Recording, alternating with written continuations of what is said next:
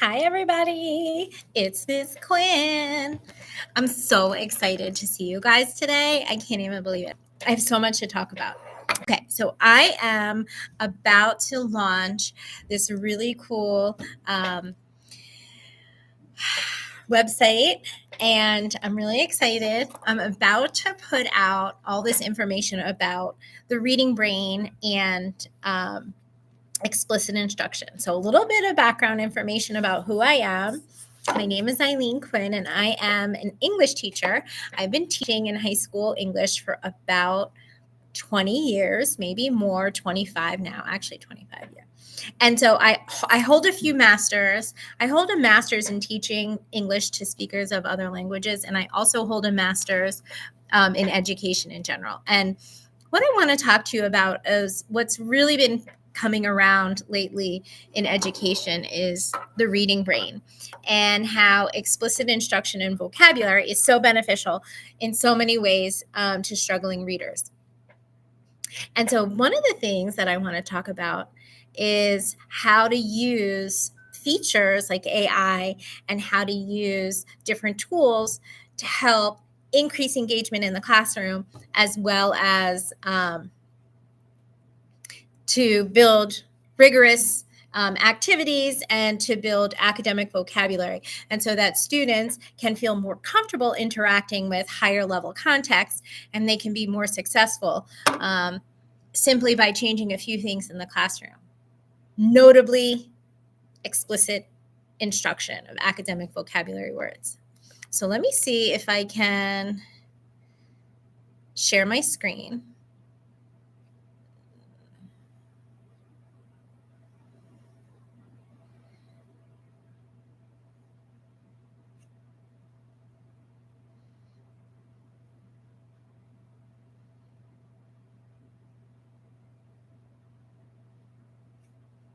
Chrome tab.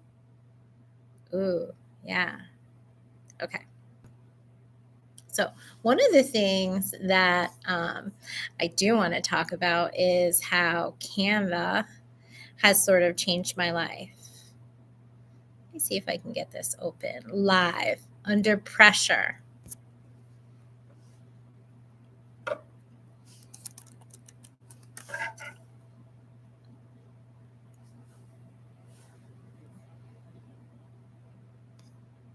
And the project I'm working on right now is this one. The Science of Reading for High School Teachers, and how you can have active engagement through explicit instruction, word study, and AI tools. And what I do want to work on is understanding how the science of reading principle applies to secondary education students, and thinking about how to create simple routines for that vocabulary instruction. And of course, what words that you are going to focus on, and see if you can get it to like 5 to 10 brand new words each week that you can work in different ways in a routine way each day. Something really small that you can switch out, so that by the end of the quarter, students might have acquired, let's say, if you're even, let's say 5, after 10 weeks, 50 new vocabulary words. And so our target for today is to describe how explicit and systematic routines can improve that engagement, the rigor, and the comprehension. And I want to see if you can think about implementing a weekly or even a daily word study routine that focuses on the morpheme, so the prefixes, the roots, and the suffix of those words. And I have these fun tools to create that work. And so what I would do is I would take my students to, or the participants rather, to Quizlet Live. And I would say, please take out your computer and please go to Quizlet Live. And what I put together is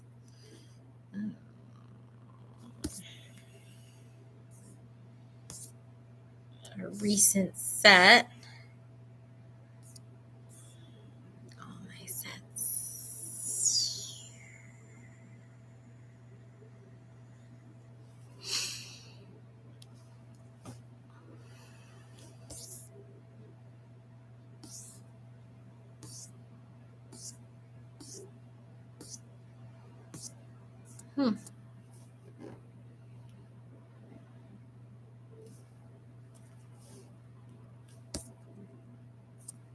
Oh, I never had one. Okay, so let's go back then, because I've been here. Oh, here are the questions. That's right. The science of reading for high school presentation. So here, oh, no, it's not what I wanted.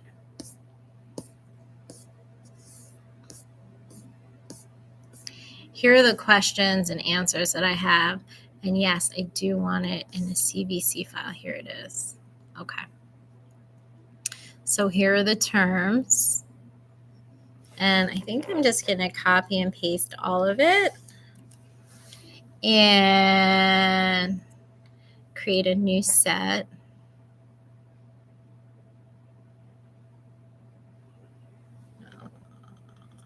Oh, my goodness.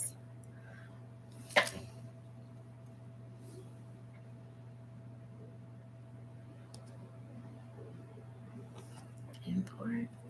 Yeah.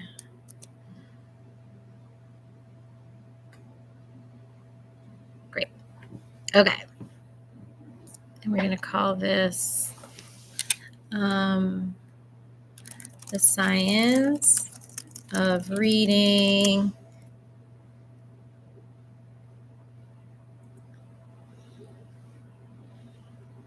Quizlet set. The science of reading explicit instruction for high school academic vocabulary growth. That's a mouthful.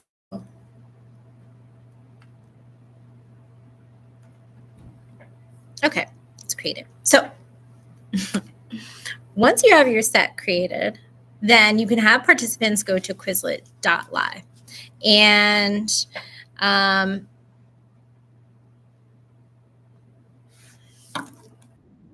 would get what's called a QR code. Okay? And so this can be done on the phone or with a laptop. I typically like students to use the laptops only, and I like their phones to be away. So for today's purposes, let's go ahead and practice just using the web. And we'll get right in. So I should see the names start populating right here. You can go to Quizlet.live on your computer, and you can click RFQ. We'll see those names start to populate. Now, once you're in there, once I have at least 20 participants in, then I would hit start. And what happens is all these questions that I've created with the help of ChatGPT, these questions here, like how does ChatGPT support differentiating reading lessons, or why do many secondary students struggle with comprehension even if they read fluently? So one of those questions will appear on all 4 of the group's screens. And then the correct answer will only be on one of the students' screen. And so what you'll see is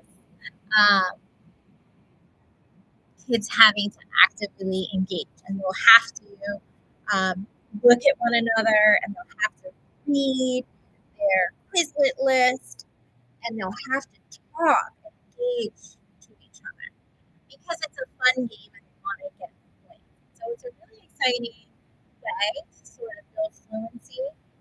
Do this with any set of words. You can do this with any vocabulary words that you wanted to do. I love Quizlet for so many reasons. And so if I go back now, you get the idea. Stop sharing. And so in order to use Quizlet correctly, you can sign up for the free account. And I would just start with a flashcard set. And so maybe the title could be like chapter, 25, high frequency words or whatever. And let's say the first term in the chapter is photosynthesis, right? Okay, and you can use your textbook definition, or you can hit tab and you can scroll through what other participants have already put in. I do this with a little bit of caution because you want to make sure you know what your test is before you start. You want to know what those terms are going to be, what they're going to be assessed on. So you want to make sure that you have clear, concise language. And as you're building these out, you'll get better at them. You can also add an image. There are stock images here to help you that I find is nice, because then they can practice on their phones and the images will come up as well. I have, though, started to stay away from that because, and let's say the next term is like roots of a plant. I mean, I guess if you're in the, they anchor the soil, they absorb the water, and let's say leaves of a plant.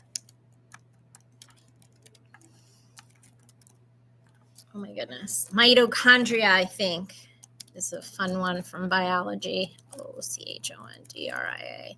So like the working house or the cell, the ribosomes. I don't know. The powerhouse. Yeah, the powerhouse of the cell. Okay, so let's say you have your terms, and then you're all set with your 10 words for the week. Now you have all these options. First of all, they can play here, and you can just flip the cards back and forth. And you have a set of flashcards. And then you can use the arrow key. And you have the word and the term. So now you've put together a beautiful list, either with the help of AI or yourself. But I would spend the most time sort of creating an appropriate list. And if you're going to do this once a week, I would really keep it short, 5 to 10 words max. Okay. And so Monday, you just kind of give out the word. So what you have here is you'll have a list generated, and then you can edit, start, you can have it talk to you. You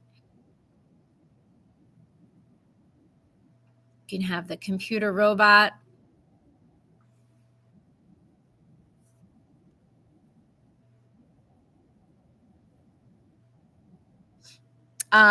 Back when I was an ESL teacher, a lot of times I would do English to Spanish conversions, because a lot of times kids would come in having been taught a lot of these terms, but in their primary language. So for some kids, it's just a transfer of L1 to L2. If you have a struggling reader, maybe they're dyslexic, maybe they're just a lower level, maybe they just don't have the ways to visualize it. So you can add images. You can go in here and edit. You can add images to it if you edit the entire list. Once they know it, they can star it. There's a whole bunch of things to do. You can explore in here. Once you have your words complete, now you can post it. You can assign it as an activity. You can have kids make their own accounts. You can share it to teams. You can copy the link. I usually copy the link. If you're going to go above 10 terms, you might want to pay the annual membership, because there are definitely more features for the annual membership. I'm a big advocate for that. What I like to do is print them and a nice table glossary, so that I can cut them out, or I like to give this as a list. And so I will, I can print it, but then what I also do is I'll save it as a PDF somewhere, and I'll call this Vocabulary Unit 1. And then I'll save it somewhere very clear, week 11 or whatever it is. Now I have it as a PDF, right? And so now I can post this to my Schoology account. I can post this somewhere. I can print it out nicely. It's a beautiful list with the words and the definition.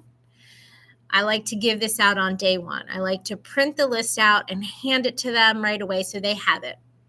Words and definitions. This is not 7th grade copy from the board anymore. We have to move a lot faster. Here are the terms. Here are the definitions. You have them. Now we're going to interact with them. Okay, so if we go back to our Quizlet, right? I hand it out right away. These are your terms. Sit down, log on, and get into Quizlet.live. Now they have a whole list in front of them as they're playing this game. And so they have to talk to their partner. You'll see 4 boxes come up, and it'll be 4 different definitions. And then across the top will be the actual term that you're supposed to find. Now, student A may have 4 random definitions. Student B might have a second different set of terms, and student C, facing opposite of you, might have the correct answer. So you'll have to talk to each other, and you'll have to look at your anchor list and say, oh, photosynthesis. What's photosynthesis? What's photosynthesis? And now they're talking. They've said photosynthesis. They're reading photosynthesis, and they're interacting with one another. And what happens is student C has it, and he says, oh, I have it. It means whatever the definition is. It means a conversion of light energy from sun to chemical energy. Yes, I have that. Okay, so he clicks on the correct answer, and then the leaderboard on the board gives them a quick point. And so it becomes this fun, energized game. You'll see the magic unfold as you do it in your classroom. It just takes a little bit of planning up front, and then you have it. The game is a lot of fun. And so what I'm going to do is I'll try to film students doing it and see if I can post it also. But this is step 1 of my master plan, the science of reading, and how can we get kids engaged with academic language? How can we get kids start to memorize and start learning these new terms to build their fluency in the subject matter that you're teaching them?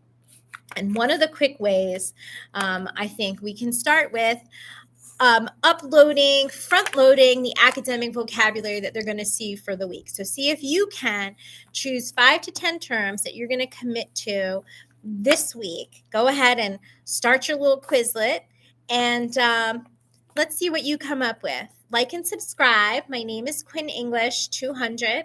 I'm here for you. I'm a teacher with tons of experience, and I can help kids acquire the academic vocabulary that they need to be successful in your classes. So join me. Talk soon. Bye. Oh, that whole time? Oh, no. I just realized the whole time I was talking and working on all my other screens, you weren't able to see it. How would I switch the stream? Stop sharing. My goodness gracious. Okay, so how do I share now? Share screen. I have to change it every time. Oh my goodness. Okay, so here was the Quizlet I was talking about. I did all that. Why didn't anyone tell me? Thanks for your patience. I'm learning here. Entire screen. I think I'm better off sharing my entire screen.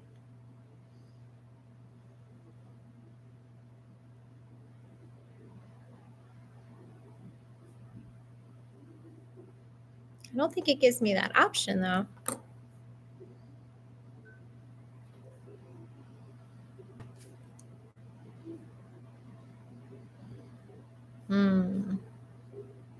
All right. Better luck next time. Thanks, everybody.